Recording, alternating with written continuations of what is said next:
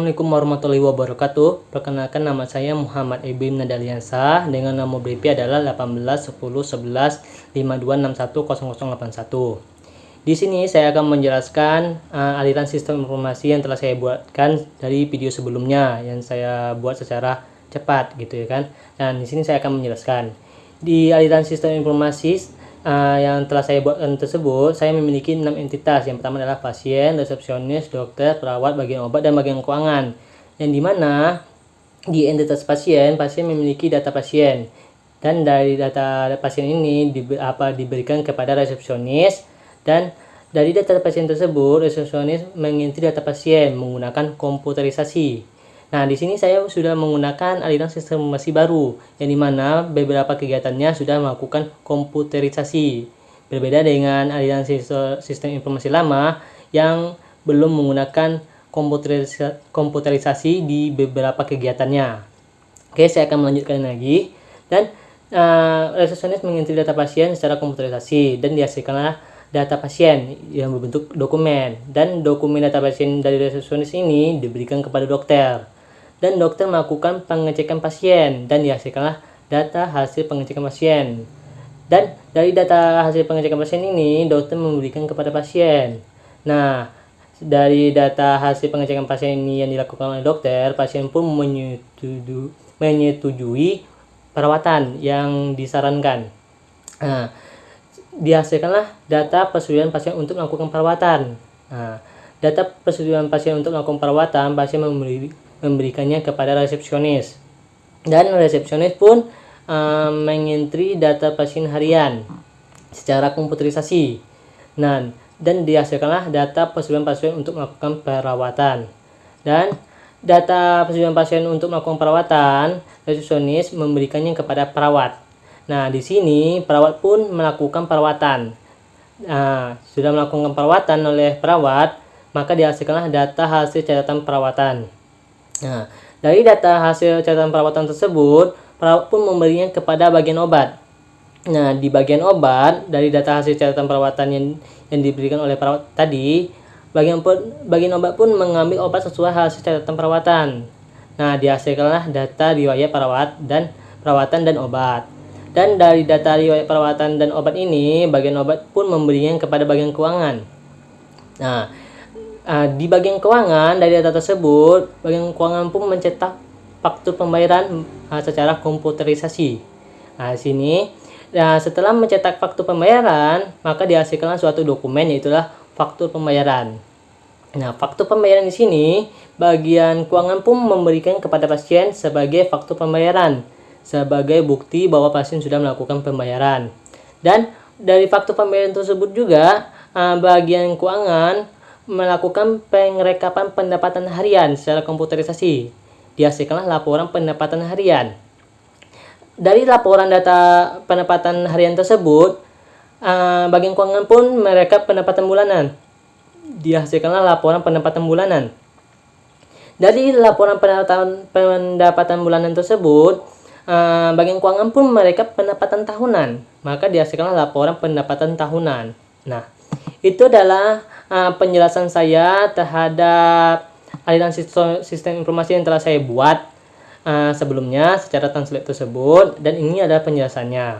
Di sini saya menggunakan aliran sistem informasi baru, yang dimana beberapa kegiatannya sudah melakukan komputerisasi, ya kan? Berbeda dengan aliran sistem informasi lama. Oke, sekian dan terima kasih. Oke, saya akan menjelaskan lagi dari data flowchart diagram. Nah, kita sebelumnya sudah membuat dan menjelaskan aliran sistem informasi baru yang beberapa kegiatannya dilakukan secara komputerisasi gitu ya kan. Nah, di sini saya akan menjelaskan data flowchart diagram yang pada video sebelumnya sudah saya buat video cara pembuatan data flowchart diagram secara cepat atau timelapse gitu ya kan. Nah, di sini saya akan menjelaskan alur-alurnya gitu ya kan. Nah, di sini kita memiliki entitas pasien. Nah, entitas pasien ini akan menyerahkan data pasien ke resepsionis gitu ya kan. Nah, prosesnya dalam divided process gitu ya kan. Data pasien menyerahkan data pasien tersebut ke resepsionis dalam divided proses 1.0-nya gitu ya kan. Sedangkan konektornya gitu ya kan, konektornya itu mengalir yaitu adalah data pasien. Nah, dari sini dari identity pasien menyerahkan data pasien di konektornya, jadi define proses menyerahkan data pasien baru sampai ke resepsionis. Setelah dari resepsionis, data pasien tersebut dilakukan pengentrian data pasien di divided proses 2.0.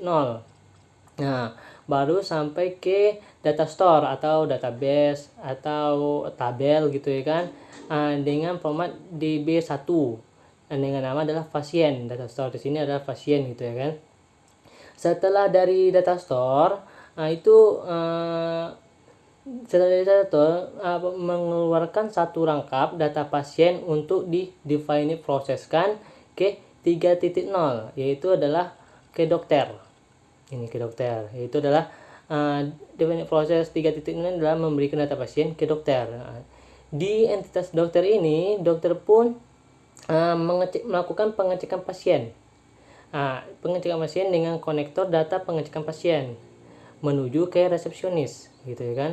Nah, tiba di resepsionis, resepsionis pun memiliki konektor data konfirmasi perawatan di ke divided process 5.0, yaitu adalah mengkonfirmasikan perawatan pasien. Nah, kemana? Yaitu adalah ke pasien gitu kan, dengan konektor adalah data konfirmasi perawatan. Nah, dari pasien tersebut, pasien pun pergi menuju ke resepsionis dengan divided proses 6.0, yaitu adalah menyetujui perawatan pasien dengan konektor adalah persetujuan perawatan pasien. Nah, resepsionis itu pun memiliki konektor data konfirmasi menuju ke perawat dengan divided proses 7.0 menyerahkan persetujuan perawatan. Nah, sampailah ke perawat pun memberi data konfirmasi ke bagian obat dengan defined proses melakukan perawatan pasien, dan dengan konektor mau menuju ke obat adalah data hasil catatan perawatan.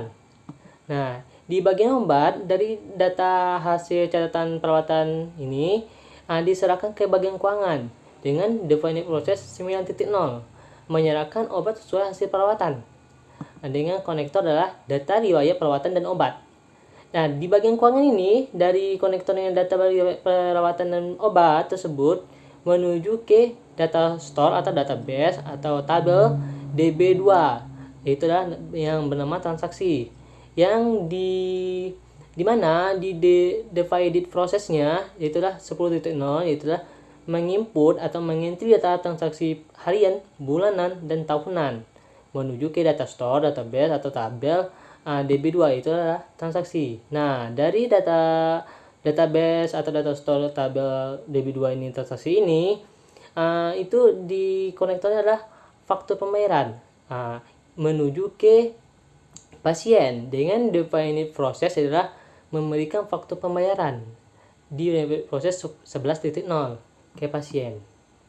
Nah, itulah penjelasan saya tentang data flow diagram yang telah saya buat. Sekian dan terima kasih.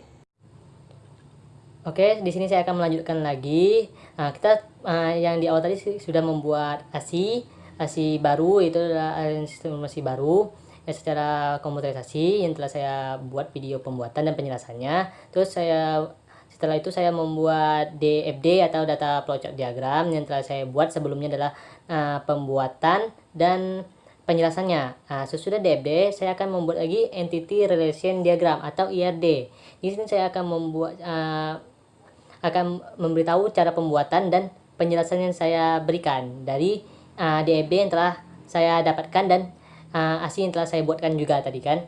Nah, di DFD kita memiliki dua tabel atau dua database atau dua data store gitu ya kan. Yang pertama adalah DB1 yang dimana bernama pasien, yang kedua adalah DB2 yang dimana bernama transaksi. Nah, di antara dua tadi itu kita dapat menyimpulkan gitu ya kan. Di sini kita tulis di sini adalah DB1. Oke, kita pakai huruf besar semuanya adalah DB1 gitu kan. DB1 di mana namanya adalah pasien. Gitu ya kan, pasien. Nah, kita buat di sini pasien, terus di pasien ini kita dapat menyimpulkan apa saja yang ada di pasien. Yang pertama adalah ID pasien ya, ID, oke, ID pasien. Nah, sudah ID pasien apa lagi? Itulah nama pasien. Nama pasien. Nah, di sini ID pasien saya sebutnya adalah sebagai primary key. Sedangkan nama pasien adalah sebagai atribut-atribut biasa. Karena mengapa saya membuat ID pasien sebagai primary key? Karena dia adalah sudah memenuhi syarat-syarat sebagai primary key, adalah itu adalah berbentuk unik gitu ya kan.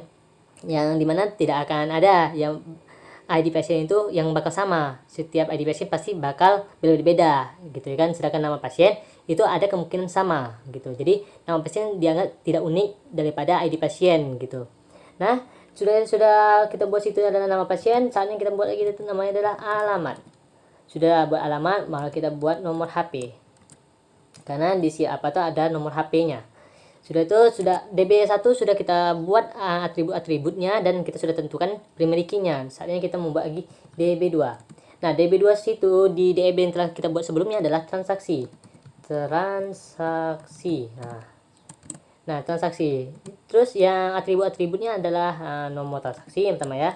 Nomor transaksi. Sudah nomor transaksi, ID pasien dong. ID pasien. Nah, di sini ID pasien di sini itu disebut adalah foreign key. Sedangkan nomor transaksi adalah primary key-nya di database transaksinya gitu ya kan. Terus sudah itu adalah biaya perawatan. Biaya perawatan. Sudah biaya perawatan, terus biaya obat. Biaya obat.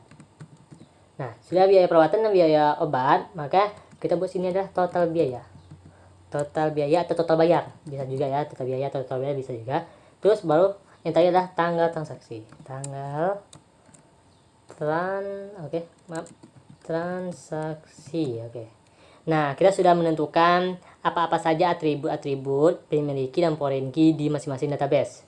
Nah, setelah ini saatnya kita membuat IRD-nya gitu ya kan. Nah, IRD di sini saya akan buat dan saya tentukan juga IRD di sini apa-apa saja, yaitu adalah nah, ini. Di sini telah saya buat gitu ya kan. Yang dimana pasien di sini sebagai entity-nya. Sedangkan di sini ada lagi entity selanjutnya adalah transaksi. Ini semuanya adalah tabel-tabel yang ada di DFD. Nah, yang pertama gitu ya kan.